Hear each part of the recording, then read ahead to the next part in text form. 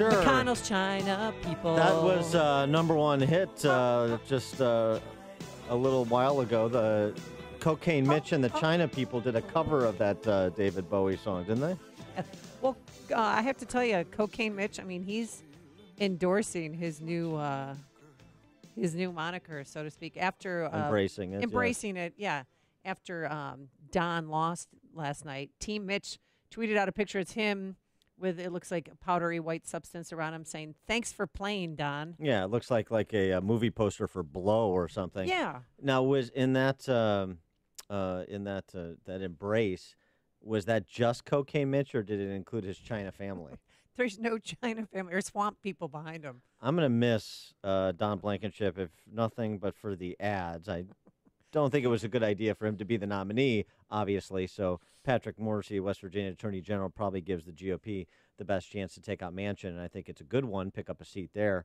But you gotta admit, these commercials are pretty fun. You just can't stop listening to them. Swamp Captain Mitch McConnell has created millions of jobs for China people. While doing so, Mitch has gotten rich. In fact, his China family has given him tens of millions of dollars. Mitch's swamp people are now running false negative ads against me. They are also childishly calling me despicable and mentally ill. The war to drain the swamp and create jobs for West Virginia people has begun. I will beat Joe Manchin and ditch Cocaine Mitch for the sake of the kids. You know, I mean, it's so bad that it's brilliant. I love China people and West Virginia people. And I love Don Blankenship when he used to make wine coolers back in the 80s. For more on the election results last night, we're pleased to be joined by David Drucker, senior political correspondent for Washington Examiner, WashingtonExaminer.com. David, thanks for joining us. Appreciate it. Yeah, good to be here, guys. So, West Virginia, you got the Attorney General Patrick Morrisey, and in Indiana, where you've got, these are the two states with great pickup opportunities for the Senate for Republicans. Mike Braun taking out two congressmen. Yeah, that to me was the most interesting outcome of the night, albeit it wasn't actually surprising because we saw this coming. But you had two sitting congressmen, and they were fighting over who, was Donald Trump's best friend. It reminded me of like when we were in grade school, right? And yeah. You'd have three friends, and two of them would be fighting over the third about, no, I'm his best friend. No, I'm his best friend. And the voters were like, yeah, that's fine. We'll stick with this outsider who hasn't really been elected to much yet, even though he was a big Democratic voter until about 6 years ago. And it was very reminiscent, really, of the president in many ways, who was a big Democratic donor, voted for a lot of Democrats, worked with a lot of Democrats. Until a few years back, he decided he was a Republican. Now, the person that's replacing Luke Messer in his congressional seat, lo and behold, Greg Pence, the brother of Vice President Mike Pence. What do you know about Greg Pence? Well, I'm sure he's going to vote conservative and vote with the Republicans. It's fun. Americans, we don't like dynasties, but we like dynasties. So now the vice president has his own little mini dynasty going. And Greg Pence, I bet a lot of people are going to want to talk to him when they want to get a message to his brother. So it should be quite interesting. Tell us all about dynastic political families in Chicago. But sizing up, with all of the talk about the jeopardy Republicans are in as it pertains to control of Congress, it seems like both in Indiana and West Virginia, those good pickup opportunities have been consummated into good pickup opportunities with the results last night. Yeah, look, and I always thought whoever won in Indiana was going to cause Joe Donnelly a lot of problems, and I think he's very vulnerable. I think that where Republicans really dodged a bullet was West Virginia. John Blankenship, many Republicans felt could have taken that race off the table and let Don Blankenship and let Joe Manchin, just kind of skate to another term. So you've got that, and the other big news of the night was Robert Pittenger, the Republican incumbent congressman, getting ousted in the primary. Yeah. So that was of some interest there, and although he was viewed as one of the complacent members that wasn't prepared for a possible wave election, I don't think anybody thought he was going to lose his primary. But Republicans emerged last night in Ohio, in Indiana, and in West Virginia, positioned for a position to pick up some Senate seats.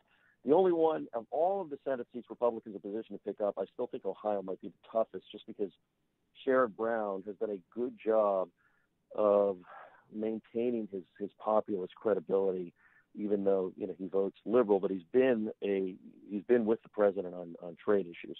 And the governor's race there, DeWine versus Elizabeth Warren's Mini-Me, is that John Kasich is one going away the last couple of cycles, but that portends to be more competitive this year. Yeah.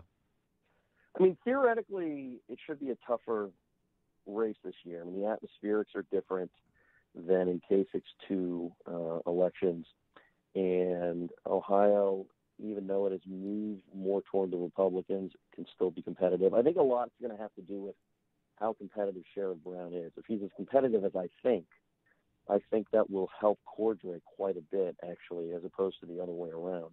I will say that Cordray is the kind of candidate that's going to excite a lot of Democrats and left-leaning independents. So they nominated somebody, and of course they do like Sherrod Brown there. They have two people at the top of the ticket that are going to motivate Democrats to vote, and they already have motivation because they just want to vote against Trump. And they both have a chance to appeal to that sort of populist independent voter in Ohio, the kind of voter that went for Trump in 2016. So we're going to have to see how this thing plays out. I think Renacci, he's solid. Trump recruited him after Josh Mandel dropped out of the race unexpectedly. But I don't think so far that he's proven to be a very appealing candidate. I mean, there's nothing wrong with him per se, but he's got his work cut out for him. Let's move to New York, where their top attorney general resigned yesterday, effective at closing time, May 8th. He resigned following allegations of abuse, that he physically abused women. We're learning this morning that he would spit on one of these four women. Why do you think it took so long for them to come forward, especially when he was the face of the Me Too movement and he was prosecuting Harvey Weinstein? I don't want to begin to speculate. I have to be honest with you about why it takes anybody, however long it takes them to come forward with allegations against somebody who allegedly treated them so horribly. Because I can't begin to understand the psychological ramifications of what goes on. All I would say is the Attorney General resigned immediately. And usually when someone resigns immediately and doesn't fight it, it suggests that there's more at stake. I mean, it's not like he was fired. Sometimes people are fired, and we wonder if their employer acted too swiftly to fire them without allowing them to fight or hear them out. This is a case where if he wanted to stick around, he could. He didn't. And this issue has become very toxic. And what we're noticing is if you've ever behaved in this way or allegedly behaved in this way, it seems like the people who had to suffer through it are more willing to talk than they were, before the Harvey Weinstein scandal broke last year. Do you think if Schneiderman teamed up with Spitzer, he could get a show on CNN?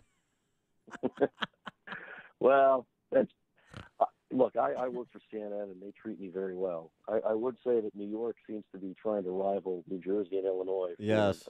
Corrupt politicians at the top. They just can't keep an attorney general out there. Yeah, it's tough. One other issue I wanted to get your take on, as somebody who follows all the machinations on the Hill. CAA nominee Gina Haspel, confirmation hearing today with her announcement that she wouldn't restart the enhanced interrogation program.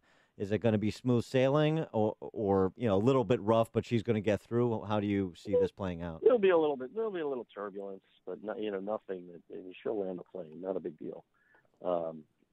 Some Democrats are going to make a big deal out of her past. The Republicans will be largely supportive. Everybody seems to recognize that she's a competent, prepared intelligence professional, the kind of person you actually want. And one of the things I've been hearing is that if you don't like the way President Trump talks about the intelligence community at times, and if you're concerned that he doesn't want to listen to the intelligence at times, some people are concerned about all these things, then Gina Haspel is the kind of person you want at CIA. It reminds me of the John Bolton, flare-up, if you will. Oh my God, he's a warmonger, he's this or that. And I was telling people, well, if you think that President Trump is not going to be tough on Russia, or if you think President Trump doesn't understand the U.S. should be a leader in the world and not retreat, John Bolton is the guy you want.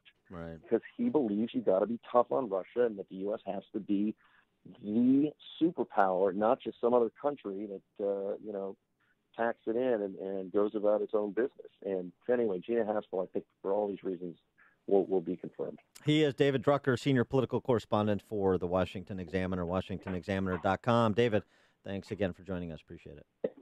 Anytime. See ya. And thanks. And he joined us on our turnkey.pro answer line.